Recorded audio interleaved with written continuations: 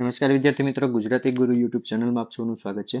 આજે આપણે આ લેક્ચરની અંદર ગુજરાતી અક્ષરમાળા છે એમનો અભ્યાસ કરવા જઈ રહ્યા છે. તો અહીંયા આપણને ગુજરાતી અક્ષરમાળા, અહીંયા જુઓ, આપણે સૌથી પહેલા સમજીએ કે અક્ષર એટલે તો કે ભાઈ સેપરેટ એક એક અક્ષર છે એ આવી જશે. એટલે કે ગુજરાતીની અંદર આપણે કલમ, ખટારો, ગણપતિ આ જે છે એ અક્ષર કહેવાય, બરાબર? શબ્દ નહીં, આ શું છે?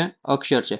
તો આપણે ગુજરાતી અક્ષરમાળા છે એ ભણવા જઈ રહ્યા છે, જેને ઇંગ્લિશની અંદર ગુજરાતી આલ્ફાબેટ્સ તરીકે ઓળખવામાં આવે. આલ્ફાબેટ્સ એટલે તો કે ભાઈ આપણે ABCD આ જે લખીએ ને એમને આલ્ફાબેટ્સ કહેવાય. તો સૌથી પહેલા આપણે ગુજરાતી છે એમની અક્ષરમાળા છે એમને ટૂંકમાં સમજવાનો પ્રયત્ન કરીએ. તો ગુજરાતી ભાષાનું સ્વરૂપ સમજવા માટે અક્ષરમાળા એટલે કે આલ્ફાબેટનું જ્ઞાન ખૂબ જરૂરી છે. જો આપણે ગુજરાતી ભાષા છે એને સમજવી હોય તો સૌથી પહેલા તો આપણે ગુજરાતી ભાષાની અક્ષરમાળા એટલે કે આલ્ફાબેટ છે એને શીખવી પડે, બરાબર? જ્યાં સુધી આપણને લોકોને છે એક કલમ, ખટારો, ગણપતિ ના આવડે એટલે કે કક્કો ન આવડે ત્યાં સુધી આપણે ગુજરાતી ભાષા છે એને બોલી પણ નથી શકતા, બરાબર, અને લખી પણ શકતા નથી. તો ગુજરાતી ભાષાને સારી રીતે બોલવા અને લખવા માટે આપણે ગુજરાતી અક્ષરમાળા શીખવી જરૂરી છે. ગુજરાતી લિપિ દેવનાગરી લિપિમાંથી ઉદ્ભવી છે, બરાબર? આ ગુજરાતી લિપિ એટલે કે આ ગુજરાતી ભાષા છે એ ક્યાંથી ઉદ્ભવી છે? તો કે ભાઈ દેવનાગરી લિપિ છે એટલે કે દેવનાગરી જે ભાષા હતી, બરાબર, જેને પ્રાકૃત ભાષા તરીકે પણ ઓળખવામાં આવે છે, તો એમની અંદરથી આ ગુજરાતી ભાષા છે એનો ઉદ્ભવ થયેલો માનવામાં આવે છે. પરંતુ તેમાં શીર્ષ રેખા એટલે કે હોરિઝોન્ટલ નથી, બરાબર? એમની અંદર શીર્ષ રેખા એટલે શું? તો કે ભાઈ આપણે લોકો હિન્દીનો અભ્યાસ કરતા હોઈએ છીએ, બરાબર? ધારો કે અહીંયા આપણે હિન્દી લખ્યો તો એમની અંદર અહીંયા શીર્ષ એટલે કે ઉપર આ જે રેખા બાંધવામાં આવી ને, બરાબર, એ આ ગુજરાતી ભાષામાં હોતી નથી. આ લિપિ ગુજરાત અને વિશ્વભરના ગુજરાતી સમુદાય દ્વારા વપરાય છે, બરાબર? ગુજરાતી ભાષા તો કે ભાઈ ગુજરાતની અંદર મુખ્ય છે. આ સિવાય તો કે ભાઈ વિશ્વની અંદર જ્યાં જ્યાં ગુજરાતી લોકો છે એ રહે છે એ દરેક જગ્યાએ એ દરેક સમુદાયની અંદર આ ગુજરાતી ભાષા છે એનો ઉપયોગ થાય છે. તો હવે આપણે આજે ગુજરાતી અક્ષરમાળા છે એમને ડીપલી છે એ સમજવાનો પ્રયત્ન કરીએ. તો આપણે સૌ છે એ જાણીએ છીએ કે ભાઈ ગુજરાતીની અંદર આપણે સ્વર અને બીજું જે વ્યંજન છે, બરાબર, આ આપણે ભણતા હોઈએ છીએ. તો આ ગુજરાતી ભાષાની અંદર સ્વર શું છે અને વ્યંજન શું છે એના વિશે આપણે જોઈએ. તો સૌથી પહેલા આપણને છે કહેવામાં આવ્યું છે કે ગુજરાતી સ્વર એટલે કે વોલ્સ. તો ટોટલ કેટલા સ્વર છે ગુજરાતી ભાષાની અંદર? તો ગુજરાતી ભાષાની અંદર ટોટલ 13 સ્વર છે એ આવેલા છે. હવે ગુજરાતીની અંદર કયા ટોટલ 13 સ્વર છે? જો ઘણી વખત છે આવો પ્રશ્ન આપણને લોકોને પૂછાતો હોય છે, બરાબર, કે ગુજરાતી ભાષાની અંદર કુલ કેટલા સ્વર છે? એવો પણ પ્રશ્ન પૂછાય. ગુજરાતી ભાષાની અંદર કુલ કેટલા વ્યંજનો છે અને ક્યાં ક્યાં, બરાબર? તો એ આપણને આવડતા હોવા જોઈએ. તો ટોટલ 13 સ્વર છે એ આવેલા છે. પહેલો તો કે અ, ત્યાર પછી આ, પછી ઈ, ઉ, ઋ, એ, ઓ, ઔ, અહ, બરાબર? દરેક સ્વર છે એને બોલવાની એક રીત છે. જુઓ, અહીંયા નાનો ઈ આપેલો છે. કેવો છે આ? તો કે ભાઈ નાનો ઈ છે, બરાબર? તો એનું ઉચ્ચારણ એ પ્રમાણે ધીમું થશે, ઈ, બરાબર? ત્યાર પછી જુઓ અહીંયા મોટો ઈ છે આપવામાં આવ્યો છે. કેવો ઈ છે? તો કે ભાઈ આને આપણે મોટો ઈ છે કહેતા હોય. તો એનું ઉચ્ચારણ કેવી રીતે થાય? ઈ, બરાબર? ત્યાર પછી નાનો ઉ તો ઉ, મોટો ઉ તો ઉ, બરાબર? એવી રીતે એ, એવી જ રીતે ઓ. બે માત્રા અહીંયા આપેલી છે તો ઔ. અનુસ્વાર છે એટલે અને અનુપ છે તો અહમ, બરાબર? તો આવી રીતે છે એ આ ટોટલ 13 સ્વર છે એ ગુજરાતી ભાષાની અંદર આવેલા છે. હવે આમને આપણે થોડુંક ડીપલી સમજવાનો પ્રયત્ન કરીએ. તો આપણા જે સ્વર છે એ સ્વરનું ઉચ્ચારણ અને એનું ઉદાહરણ આપણને લોકોને આપેલું છે, બરાબર? તો સૌથી પહેલું છે શું આવશે? સ્વર આવશે. ત્યાર પછી એનું ઉચ્ચારણ છે એ ઇંગ્લિશની અંદર મેં લખેલું છે, બરાબર? તો ઇંગ્લિશની અંદર કઈ રીતે આવે છે એ જોઈશું અને ત્યાર પછી એમના ઉદાહરણો છે એ પણ સાથે સમજતા જઈશું. તો સૌથી પહેલા આપણો સ્વર કયો છે? અ, બરાબર? ઇંગ્લિશની અંદર આપણે એમને એ તરીકે લખીએ છીએ, બરાબર? તો અંબા, અનાર, તો આ અ છે એ આમની અંદર આવે છે, એટલે કે આપણા આ સ્વર થયો, બરાબર. ત્યાર પછી છે એ આ. ઇંગ્લિશની અંદર આપણે જ્યારે પણ આ લખવો હોય ત્યારે આપણે ડબલ એ છે એમનો ઉપયોગ કરતા હોઈએ છીએ, બરાબર. ફોર એક્ઝામ્પલ આમ, પછી પાણી. હવે એવું થાય કે પાણી કઈ રીતે, તો જુઓ પાણીની અંદર પા છે, બરાબર, એમને આપણે વિગ્રહ કરીએ તો પેલો શબ્દ પ પ્લસ આ, પ પ્લસ આ એટલે શું બને, પા બને, બરાબર. તો આ આવી ગયો આમની અંદર, આપણો સ્વર છે આમની અંદર સમાયેલો છે. તો આવી રીતે વ્યંજનની સાથે સ્વર મળી અને શબ્દ છે એ બનતો હોય છે, બરાબર. તો પાણી. એવી જ રીતે ઈ, તો ઈ ને આપણે આઈ તરીકે છે એ લખીએ છીએ, તો ઇમલી અને ઇન્દ્ર. મોટો ઈ, તો મોટો ઈ જ્યારે આવે ત્યારે ડબલ ઈ તરીકે લખીએ છીએ, બરાબર. એમની અંદર આઈ આવશે નહીં, એમની અંદર શું આવશે, ઈ આવશે. તો ઈશ્વર અને ઈમાન એ તેમના ઉદાહરણો છે. ત્યાર પછી ઉ, તો ઉ ને આપણે ઈયુ તરીકે લખતા હોઈએ છીએ, ઊંટ અને ઉર્જા. પછી મોટો ઉ આવે તો ડબલ ઓ એમની અંદર આપણે લખતા હોઈએ છીએ, તો ઊંઘ અને ઉર્જા, બરાબર. જો અહીંયા ઉર્જા અને આ ઉર્જા બંને અલગ અલગ રીતે લખાણેલું છે. ત્યાર પછી રૂ, તો રૂ ને આપણે આર આઈ તરીકે લખીએ છીએ, ઋષિ અને કૃપા, બરાબર. કૃ.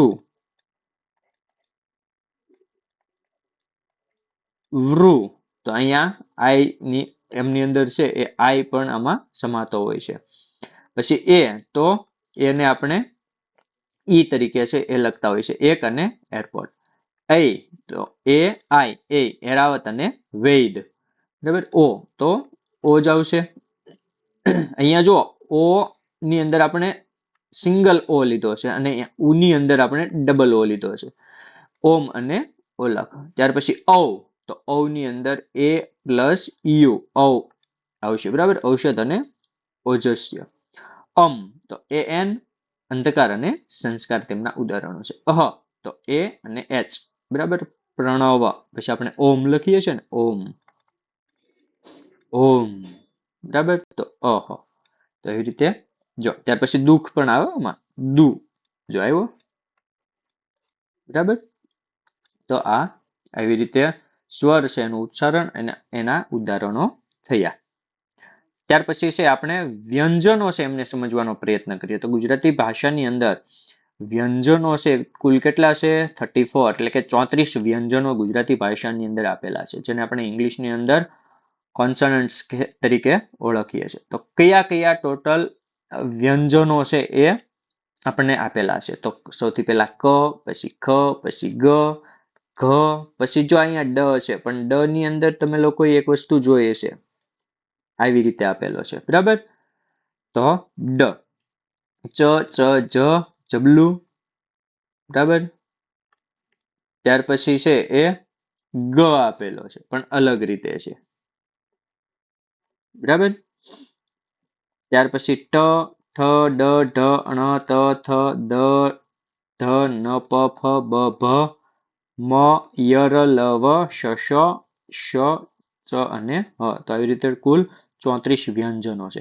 હવે 34 વ્યંજનો છે એમને કુલ 6 કેટેગરીની અંદર છે એ વહેંચવામાં આવેલા છે, બરાબર. ટોટલ 6 અલગ અલગ કેટેગરીમાં વહેંચવામાં આવ્યા છે. તો આપણે જોઈએ કઈ 6 કેટેગરી છે તે. તો સૌથી પહેલા ક વર્ગની અંદર આવશે, બરાબર, જેને ગુટરલ્સ તરીકે છે ઓળખવામાં આવે. તો ક વર્ગમાં કયા કયા વ્યંજનો છે, તો ક, ખ, ગ, ઘ અને પેલો ડ હતો એ. ક ની અંદર કબૂતર, કમળ, ખ તો ખજૂર, ખેલ, ગ ની અંદર ગમ, ગરમ, ઘ ની અંદર ઘડી, ઘાસ, ડ ની અંદર અંગ અને સંઘ, બરાબર. જો અંગ અને સંઘ આ ડ છે એમનું ઉદાહરણ થયું. ત્યાર પછી બીજો ચ વર્ગ છે, એટલે કે પેલેટ્સ, બરાબર. તો ચ, છ, જ, જ અને ગ, બરાબર. તો એમના ઉદાહરણો આપ્યા છે, ચમચી, ચિત્ર, છત્રી, છોકરો, જળ, જોવું, ઝાડ, ઝલક, જ્ઞાન અને ગાન, બરાબર. ત્યાર પછી ટ વર્ગની અંદર તો કે ટ, ઠ, ડ, ઢણ, ટેબલ, ટમાટર, ઠંડુ, ઠકોર, ડોલ, ડામર, ઢોલ, ઢાક, અણની અંદર આપણે પાણી, બરાબર. ત્યાર પછી ચોથું તો કે ભાઈ ત વર્ગ, બરાબર. ડેન્ટલ્સ, આ ઇંગ્લિશની અંદર બધા નામ છે આપણને આપેલા છે. બરાબર. ઓષ્ઠ્ય અને તાલવ્ય અને એ જે છે એ. બરાબર. ત, થ, દ, ધ, ન. ટમાટર, તલવાર, થેલી, થાક, દવાખાનું, દરી, ધાબો, ધન, નદી, નમક. આ બધા કેવા છે? દંત્ય છે. કેવા છે? દંત્ય, જેને ડેન્ટલ તરીકે ઓળખવામાં આવે છે. પછી પ વર્ગ, તો પ, ફ, બ, ભ, મ. તો લેબિલિયસ, એટલે કે જેને આપણે છે એ ઓષ્ઠ્ય કહીએ છીએ. હા, ઓષ્ઠ્ય એટલે કે હોઠ છે એ બોલા. પ બોલો તો પ, ફ, બ, ભ, મ. આ બધા છે એ ઓષ્ઠ્ય છે એ ગણાય છે. પકોડા, પંખી, ફૂલ, ફળ, બટાટા, બાલક, ભરત, ભીડ, મકાન, મીઠું. બરાબર. આની અંદર ઓષ્ઠ એટલે કે આપણે જે હોઠ છે એનો ઉપયોગ થતો હોય છે બોલતી વખતે. પછી અયોગવાહ એટલે કે સેમ્યુઅલ અને સિબિલેન્ટ્સ તરીકે છે ઓળખાય. યર, લવ, વ, શ, ફાડિયો શ, સસલું અને હરણ. યમ, યાત્રા, રોટી, રંગ, લેમન, લંબ, વટ, વાદળી, શરદી, શાંત, ષટકોણ, ષડયંત્ર, સ્વર, સૂરજ, હાથી, હવામાન. બરાબર. તો બધા અયોગવાહક થયા. બરાબર. તો આવી રીતે ટોટલ 6 વર્ગની અંદર આપણા જે વ્યંજનો છે એને વહેંચવામાં આવેલા છે. ત્યાર પછી આપણે આગળ જોઈએ તો ગુજરાતીની અંદર માત્રા પણ આવે છે. તો ગુજરાતીમાં સ્વરો માત્રાના સ્વરૂપમાં પણ આવે છે જે વ્યંજન સાથે જોડાયેલા હોય છે. એટલે કે આપણો જે સ્વર છે ને અ હોય, આ હોય, ઈ હોય, ઈ હોય, ઉ હોય, ઉ હોય. બરાબર. તો જે કઈ મતલબ સ્વરો છે એ સ્વરો કોની સાથે જોડાયેલા હોય? વ્યંજનો સાથે. એટલે ક હોય, ખ હોય, ગ હોય કે ઘ હોય. તો આ બંને છે સાથે જોડાયેલા. ધારો કે સ્વરોના જે માત્રા હોય, ક છે બરાબર, તો ક ની સાથે અ છે જોડાયેલો હોઈ શકે. બરાબર. તો ક, ખ, ગ એવી રીતે. તો જો આપેલું છે, સ્વર આપેલા છે, માત્રા આપેલી છે અને આપણને ઉદાહરણો પણ આપેલા છે. એટલે ધારો કે ભાઈ આ ક છે એ છે બરાબર. એની સાથે અ છે એ સ્વર જોડાયો એટલે ક બન્યો. ત્યાર પછી હવે આ બધી માત્રાઓ છે બરાબર. આ તો એક્ઝામ્પલ માટે આપણે અહીંયા ક લખ્યું છે. આ એની માત્રા છે. આ લખીએ ને તો પેલા અ પછી આ આવે ને તો આ જે લીટો છે ને એ છે. ઓકે. બરાબર. તો આ, તો ક ની સાથે શું જોડાણું? આ જોડાણો. એટલે કે ક પ્લસ આ જોડાણો શું બનશે? અહીંયા કા બને. જો બન્યું ક પ્લસ આ, તો શું બન્યું? કા બન્યું. એવી જ રીતે ઈ, ઈ, ઉ, ઉ, રૂ, રૂ, એ, ઓ. આનો સ્ક્રીનશોટ છે એ તમે લોકો લઈ શકો છો. એટલે તમને લોકોને આઈડિયા આવશે કે સ્વર છે એની સાથે વ્યંજન જોડાય તો વ્યંજનની સાથે સ્વર જોડાય તો કઈ રીતે બનતું હોય છે. મતલબ આપણે આ જે સંધિ છોડો સંધિ જોડાવતું છે ને એ ટાઈપનું છે. ઓકે. હવે જુઓ અહીંયા ક ની સાથે શું જોડ્યું? આપણે ઈ જોડ્યો તો શું બન્યું? કી બન્યો. બરાબર. પછી જુઓ ક ની સાથે ઈ જોડે. હવે અહીંયા એક વસ્તુ જોવાની છે કે નાનો ઈ જોડાય અને મોટો ઈ જોડાય તો રસ્વ દીર્ઘ છે એ બદલાઈ જતું હોય છે. ઓકે. એવી રીતે ઉ તો કુ અને કુ, રૂ તો ક્રુ, એ તો કે, બે માત્રા ઓય તો કે, ઓ તો કો, ઓ તો કૌ, તો કહ, સોરી કમ, અને અહ તો કહ. આવી રીતે છે એ વ્યંજનો છે એ સ્વર સાથે જોડાયેલા હોય છે. ત્યાર પછી આપણે આગળ જોઈએ તો યુગ્મ અક્ષરો આપણે જોઈએ. એટલે કે જોઈન્ટ લેટર્સ. ગુજરાતીમાં બે વ્યંજન મળી યુગ્મ અક્ષર બને છે. જો આપણને સમજાવી પણ દીધું કે યુગ્મ અક્ષર કઈ રીતે બને? તો બે અલગ અલગ વ્યંજનો છે ભેગા થાય એટલે યુગ્મ અક્ષર બને. ક્ષ, ત્ર અને જ્ઞ આ યુગ્મ અક્ષરો છે. બરાબર. ગુજરાતીની અંદર ટોટલ કેટલા યુગ્મ અક્ષરો? તો યાદ રાખવાનું 3. ક્ષ, ત્ર અને જ્ઞ. ક્ષત્રિય, ત્રિશુલ અને જ્ઞાન આ તેમના ઉદાહરણો છે. ત્યાર પછી જોઈએ તો કે લેખન અને ઉચ્ચારણની નાનકડી એવી ટિપ્સ છે એ તમને લોકોને આપી છે કે ભાઈ ઉચ્ચારણ માટે ટ અને ત. બરાબર. ટ અને ત ની એમની અંદર આપણે જે ડિફરન્સ છે, તફાવત છે સમજવું જોઈએ. ટમાટર અને ટમેટા. બરાબર. ણ અને ન નું ઉચ્ચારણ તો પાણી અને પાન. તો અણ અને ન.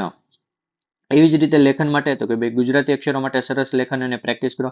જો ગુજરાતી છે એનું લેખન કરવું હોય તો આપણે લોકોએ વારંવાર છે પ્રેક્ટિસ કરવાની, એટલે અક્ષરો પણ સારા થશે, સુવાચ્ય અક્ષરો થશે અને આપણે સુલેખનની પ્રેક્ટિસ પણ થઈ જશે.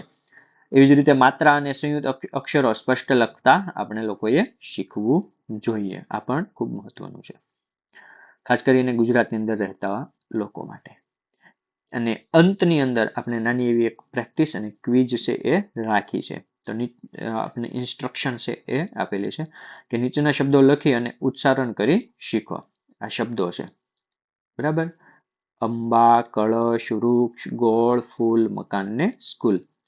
તો આની અંદર કઈ માત્રા છે એ ગૂંથાયેલી છે, મતલબ જોડાયેલી છે, તે આપણે લખવાનું છે, બરાબર. તો આપણે ક પ્લસ ઈ તો શું બન્યું? કી. બરાબર. જો બેક જઈએ આપણે, ક પ્લસ ઈ આ છે ને કી, તો જુઓ નાનો ઈ છે એ અહીંયા જોડાશે, ક પ્લસ ઈ તો કી. એવી જ રીતે કૌ, તો ક પ્લસ ઔ એટલે શું બનશે? કૌ બનશે. એવી રીતે હવે તમારે લોકોએ પ્રેક્ટિસ કરવાની છે આ જે શબ્દો આપ્યા છે એના માટે. તો અંબા, બરાબર. એક એક પ્રેક્ટિસ કરાવું. અંબા તો શું આવશે? બરાબર. એ તમારે લોકોએ હવે અહીંયાથી શીખવાનું છે. કળશ, વૃક્ષ, તો કઈ માત્રા કોની સાથે કેમ જોડાય છે એ શીખો. જો વિડીયો તમને લોકોને છે એ પસંદ આવ્યો હોય અને આમાંથી તમને કંઈક નવું શીખવા મળ્યું હોય તો વિડીયોને લાઈક કરો, શેર કરો અને સબસ્ક્રાઈબ કરો. Thank you.